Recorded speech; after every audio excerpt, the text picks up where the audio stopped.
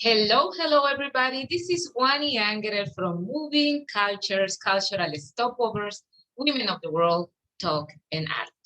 Good morning, good afternoon, or good evening, depending where in the world you are at the moment. Today is Sunday, 13th of June, 2021, and we are almost reaching the 50 international guests who have been sharing their life, their journey, and their expectations about the future. And today we have a very exciting and beautiful guest from Thailand.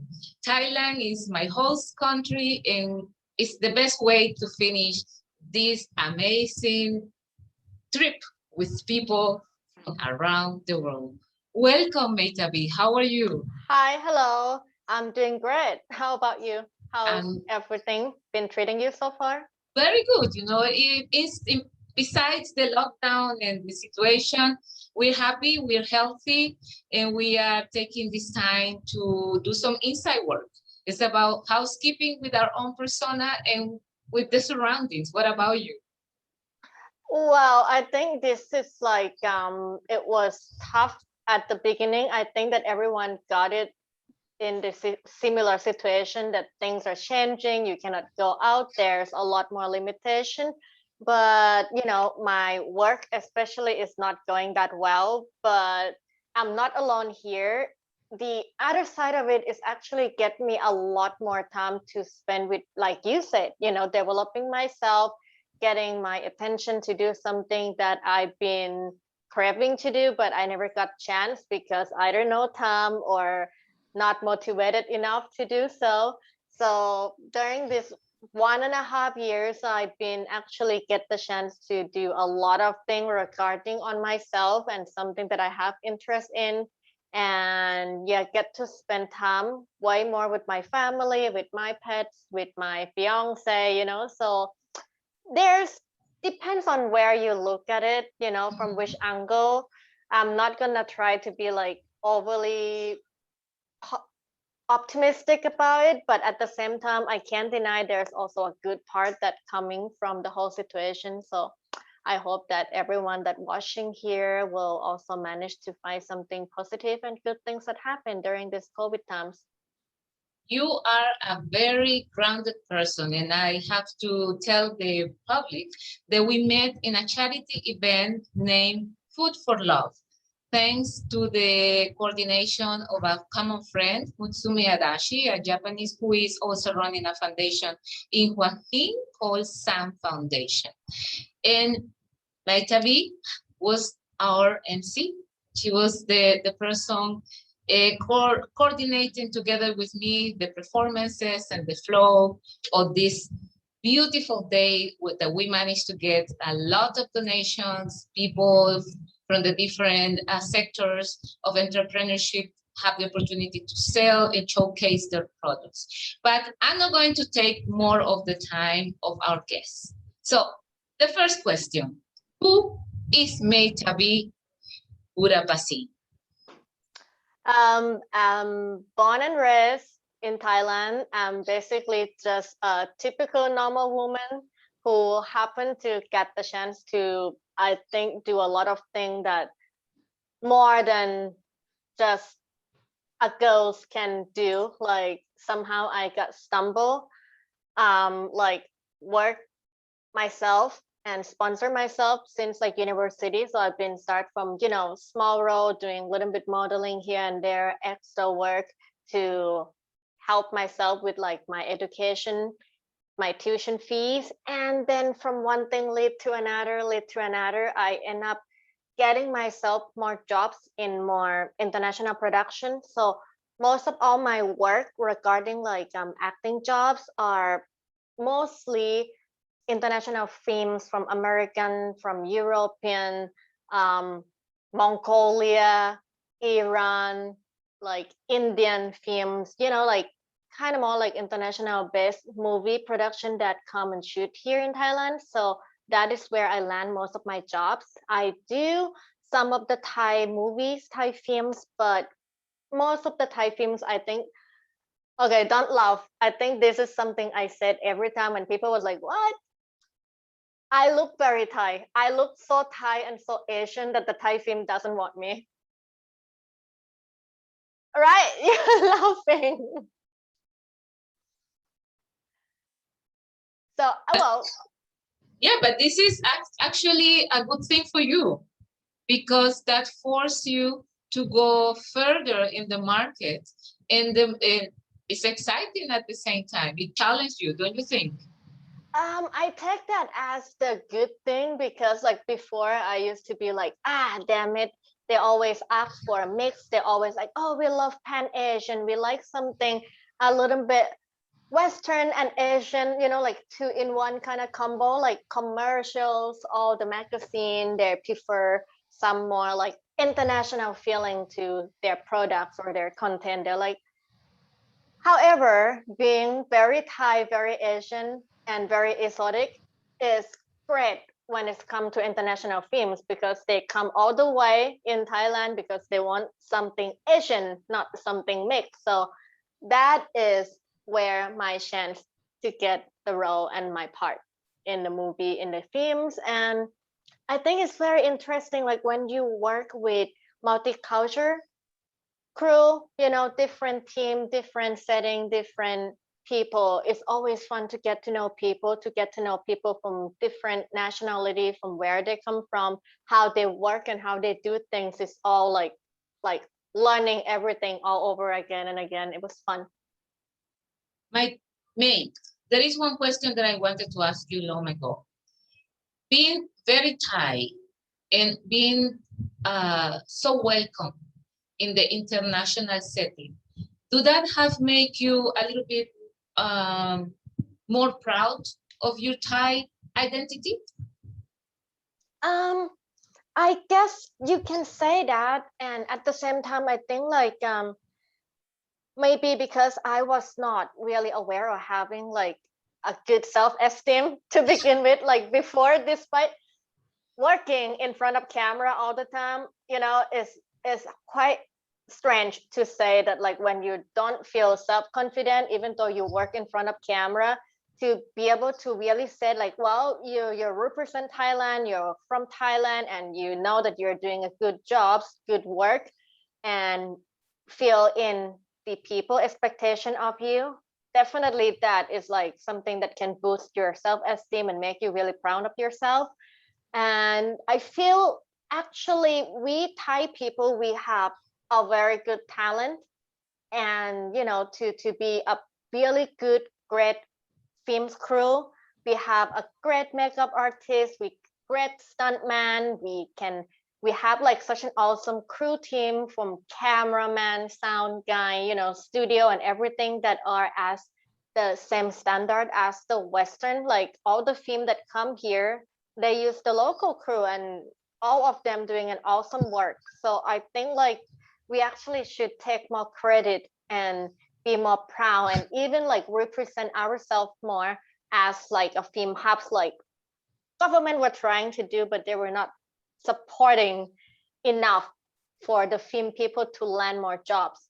So this is not just something that we are just like tiny little part in the whole crew. Like people who are not in the film industry, they only see the movie that come out, but they don't know that how many people, how many lives were behind the industrial to make things happen. Even the commercial for just 30 seconds, it might end up taking more than over 100 people to produce that 30 seconds, right? Mm-hmm. So I feel like as a Thai, as the crew, as a part of the crew, I feel like I really wish that there will be more chance for us, the Thai team, the Thai production teams, to be able to do more work and get their work out, and to be able to take credit for it. One of the questions I usually ask to my guests is, what is your connection with your ancestrality, with the Thai original people? Do you have any kind of information about it, or do you, because Thailand is very steady into their culture. There's many things that are very Thai. How do you feel about that, or are you aware of it? Well, being Thai to me is a very actually multicultural mix. Even despite you're saying like you're being Thai, the root of Thai people were technically not Thai. You know, it was just like people from all over region, from Myanmar, from Laos, from Cambodia, even like from China. There's a lot of Chinese moving into Thailand from like the King Rama the Third. That is like where we were having like this Silk Road, right? That going around, and then also where all this spice coming from India and everywhere, like even many of the Thai dessert, Thai sweet, not even from Thailand. Those are like Portuguese. It's like something that all the missionary from old time, they came, they bring along their knowledge, and then things were just mixed up, and we become the Thai that we are right now. So when you're said like being Thai, sometimes I'm not even there to say like what exactly is the Thai because we are so mixed up. But I think we are kind of interesting mixture. We are like this food plate with a little bit of the spicy, a little bit sour, a little bit sweet. You know, we are a good mixture of a little bit of everything. I think that's what makes Thais in terms of both culture, of food, of people, of who we are. And that makes you more powerful because, as you say, originally you were the kingdom of Siam. And as a kingdom, everything came to you, you know, because there were different alliances and different connections at the political and also at the commercial level. And I think you have put it in the perfect way. A little bit of everything that makes this beautiful combination. So let's go back now to your career and let's talk about you representing Thailand in a beauty pageant in 2010. That was a long time ago. It was like 12 years. Like, funny thing is because I started my career as the models, right? And then I was in the competition called Asian um, Asian Supermodels Contest, but this one they're looking for Thailand representative to go for a beauty pageant in China. So I participate in that one, and there's another contest where it's held in Poland, which is Miss Supranational contest. It's a beauty pageant, and the MD or national director at that time, they wanting to find somebody to be representative to go for this beauty pageant, but there were not enough time for them to set up their own beauty pageant for Thailand. So they picked me, they chose me from the Asian Supermodels contest to go to the beauty pageant. So that was quite a turn that like, to me, I was like, beauty pageant?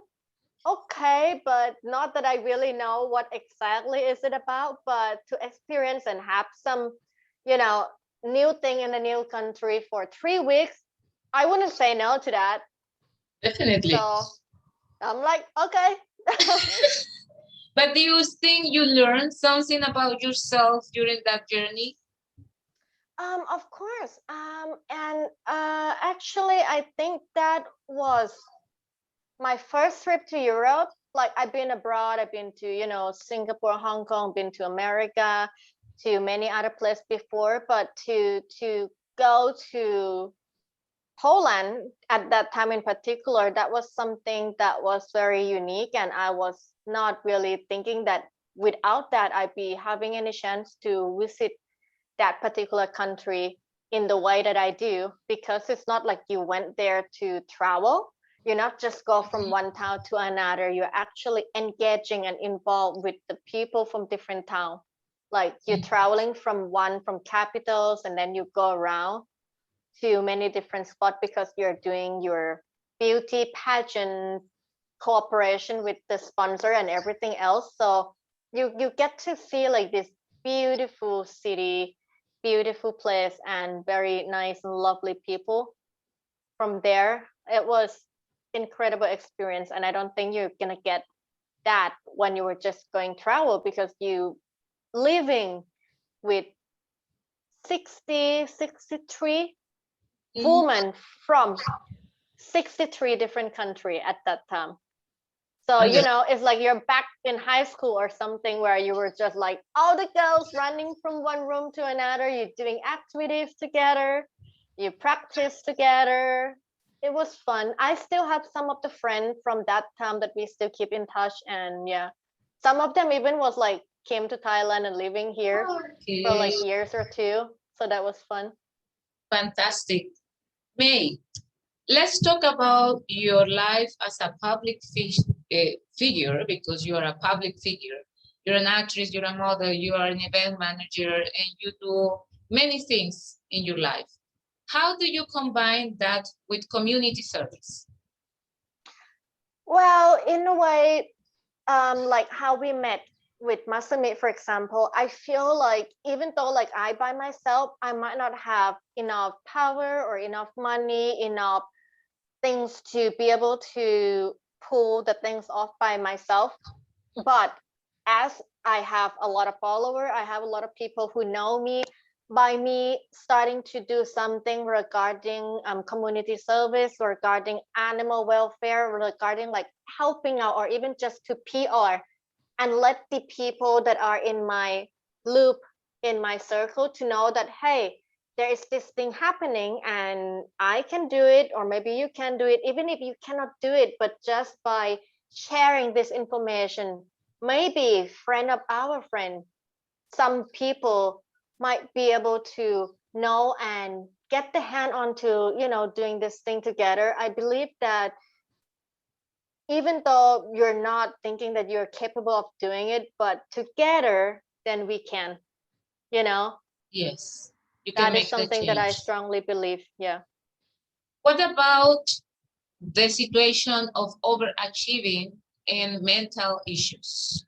At the moment, there is this feeling of people of trying to catch up and be better and be perfect and trying to reach certain image, and that drive people into depression, into a different mental conditions. How do you feel about this topic? Well, as a personal experience that I myself also at one point was consulting with psychiatrists. I was having my own mental breakdown with my personal life. I have to say that giving the chance that now people were more aware about mental illness issue, there's still a lot of people who were not thinking that they need help.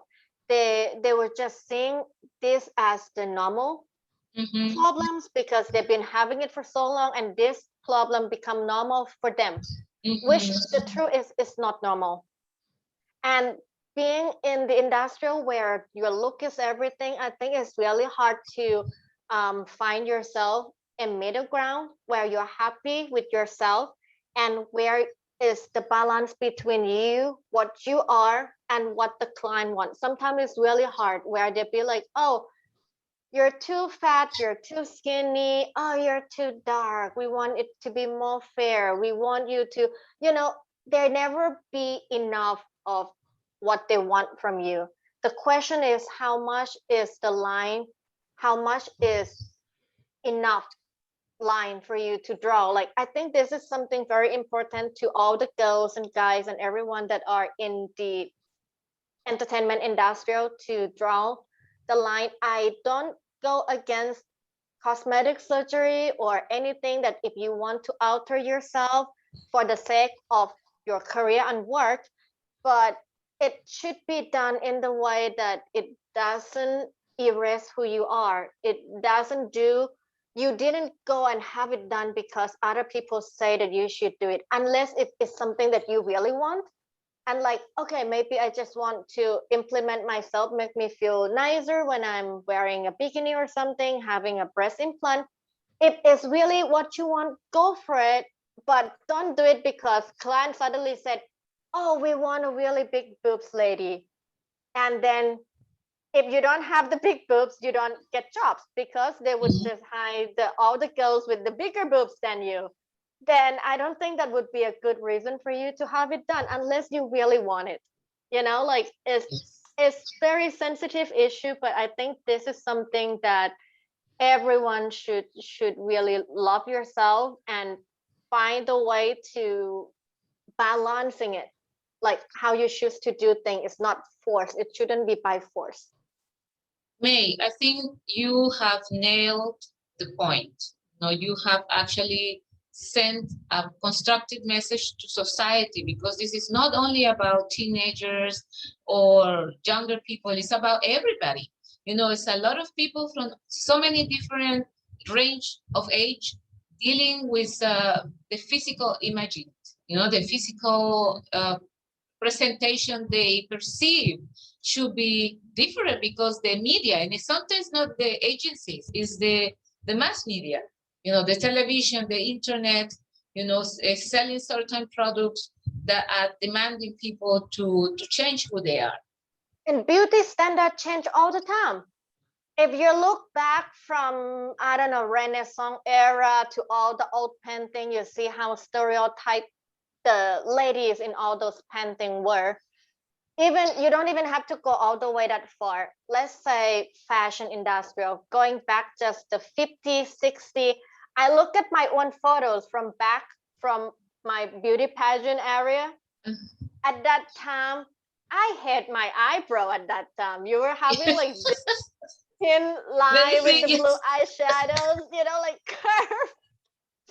So I wouldn't say what is right or what is wrong, because you know, things are keep changing constantly, and if you find what is fit for you, then that's it. There is not about like following after the fashion. Maybe 5 years ago all the girls want to go for you know, Kim Kardashian look. Maybe right now, maybe not so much anymore. Maybe in the future there are going to be a new icon, there are going to be a new trends where people want to follow. Some trend you can follow and then it's gone, and then you have a new one. But some trend which I would say is strange, for example, I don't know how the things go in the Western world, but I remember at one point the Thai lady would like to have a very thin lips, thin fine lips, like very minimal, like tiny. They said it make their face look cute and sweet. The woman, all the Thai ladies would go to cut their lips. That is not the makeup technique or something. They're literally cutting their lips so that it's become more thin. But once you cut, you cannot undone it, right?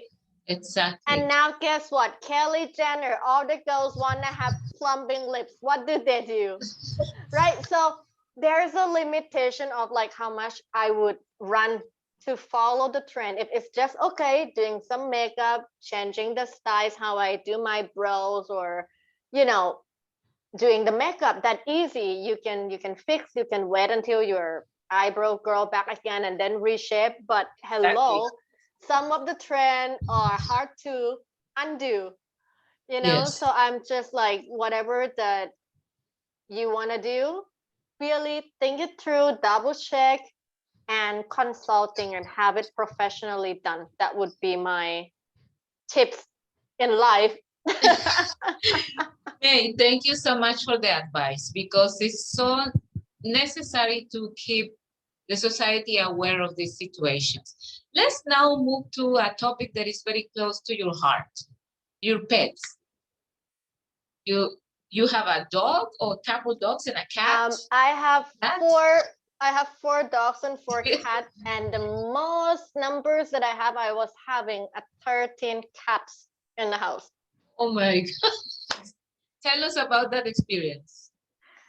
Oh, well, I think I'm changing the stereotype of how people were saying like crazy cat lady have to be old and like living single in the house until they die together with their cats. I'm like, no, I can be a sexy cat lady.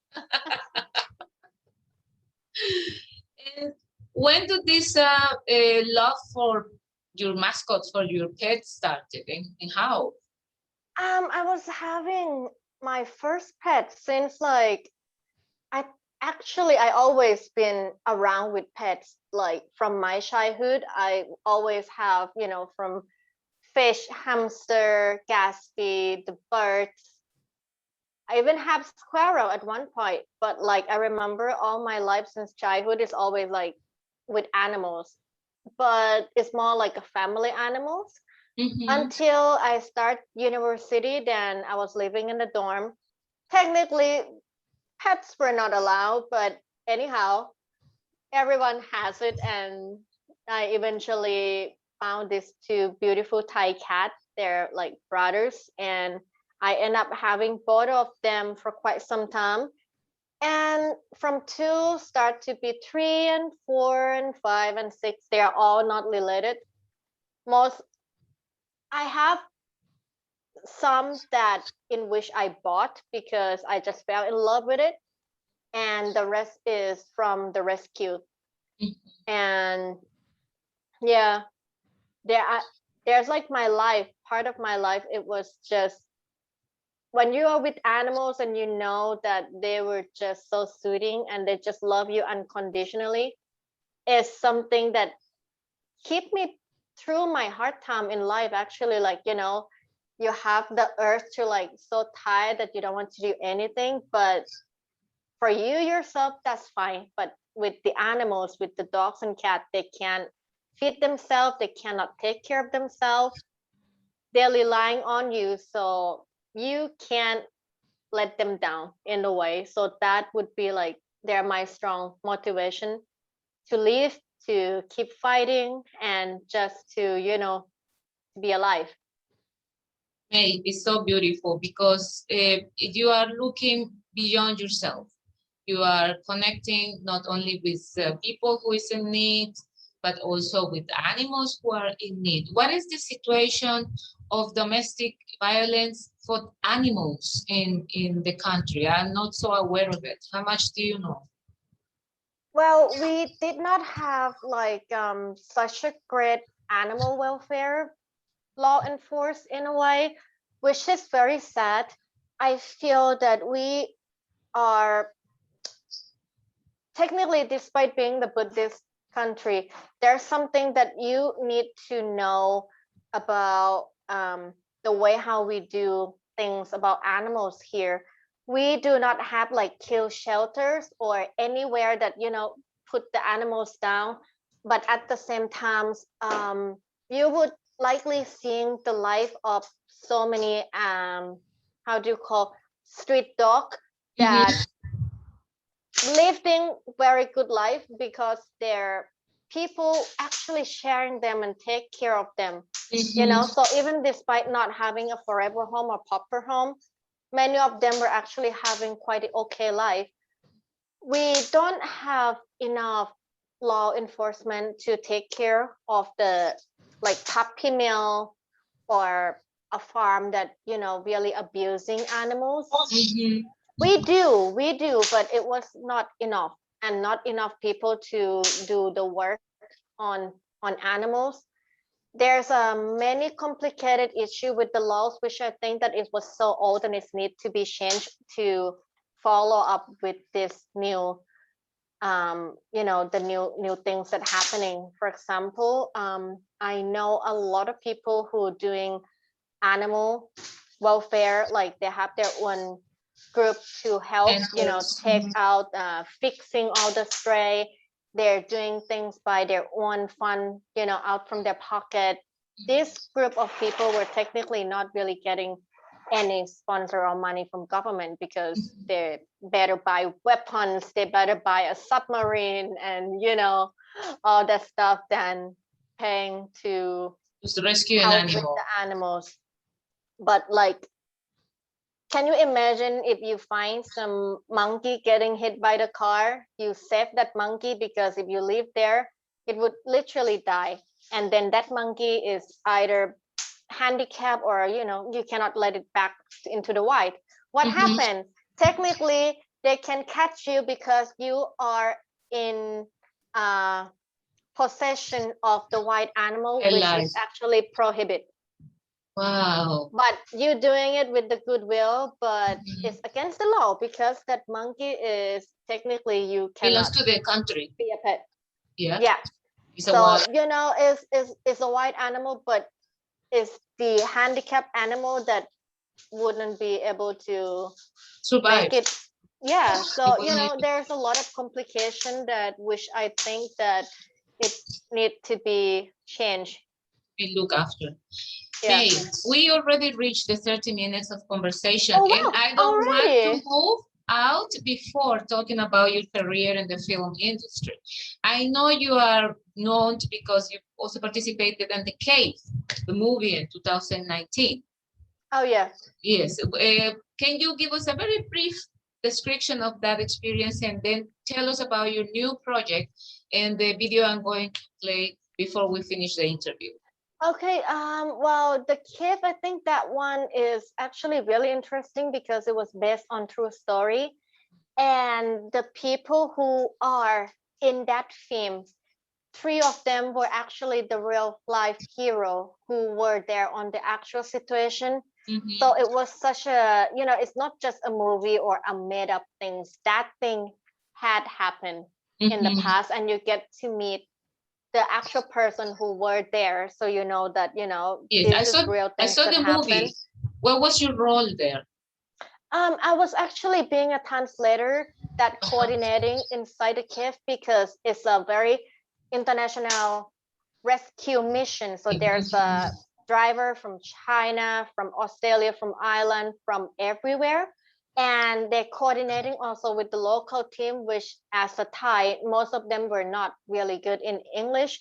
Mhm. So funny story is when I'm arrived on the set, Tom, the director, which is also my friend, we are Uh-huh. like a lot of people who work on that project were like just all friend, and they were like, oh yeah, you got the day, come over, let's get this thing done, we got something that you can do there. I'm being on set, and they're like, okay, what do I do? They're like, okay, go get dressed and then you come back here. And I'm like, okay, all done, what do I have to do? And Tom just like, well, go in there, translate whatever they're saying, same like your job.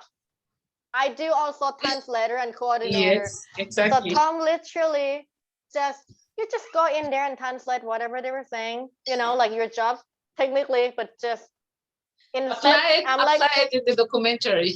I'm like, okay, got it. May, I'm ready to present the clip of this All right, last production. Let's see. okay. Okay, let me see. We have Hope you this. guys like it. That is like remix of little bit of many of my work together. Okay, let's go.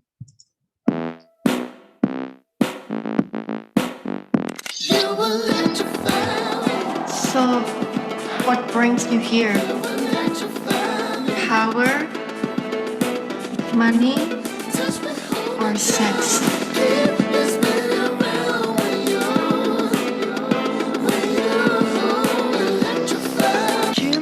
If you wanna go free, Take the fucking drink.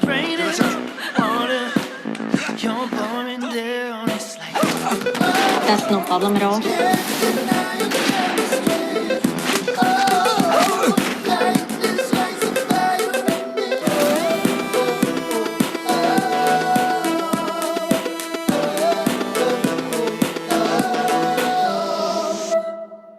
Wow,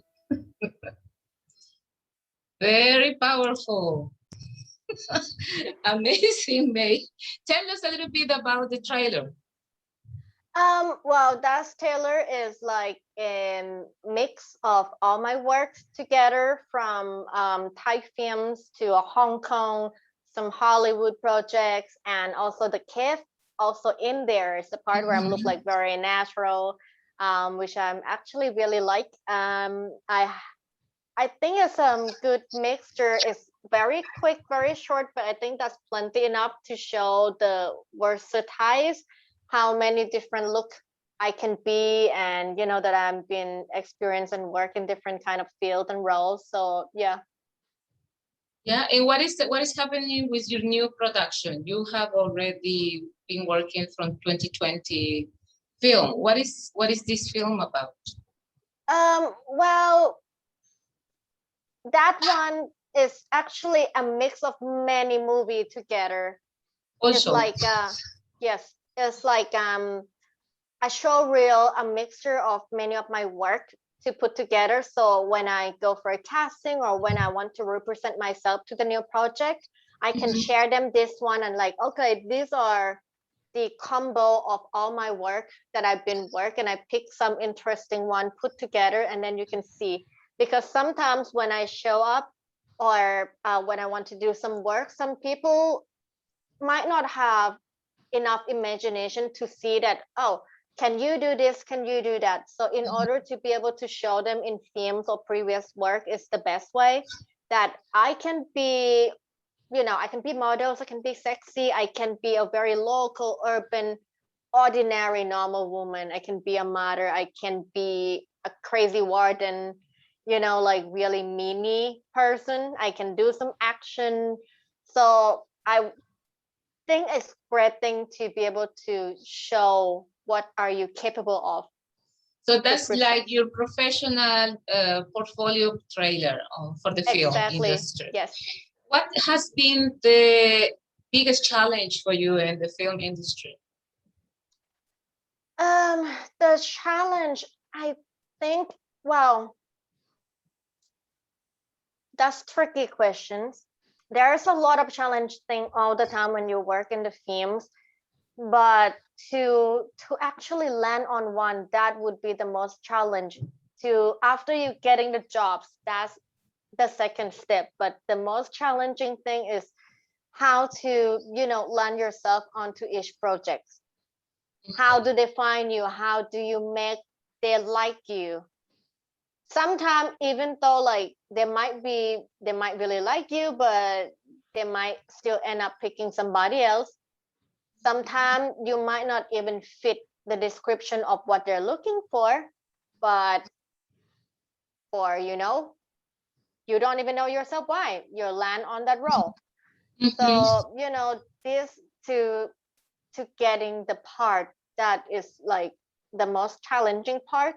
And after that come would be the role and the part that you get. How do you execute it? How do you make yourself best fit the role? Sometimes I have to, like learn things, like learn how to drive a long tailboat for a scene, or learn to getting up or up and down the elephant. Like I'm actually professional elephant caretaker.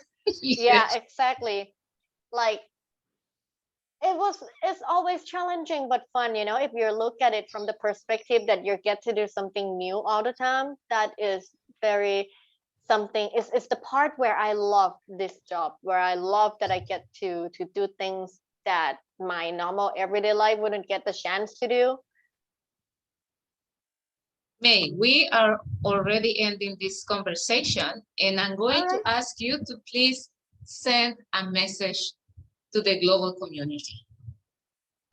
Well, I think that with the current situation right now, with how the whole world we're facing the same pandemic together, I think the only way for us to be able to save each other, help each other, is to also reaching out your hand. You never know, just by listening or telling somebody, people next to you, that you can be there for them and you will be there for them, can means a lot to somebody.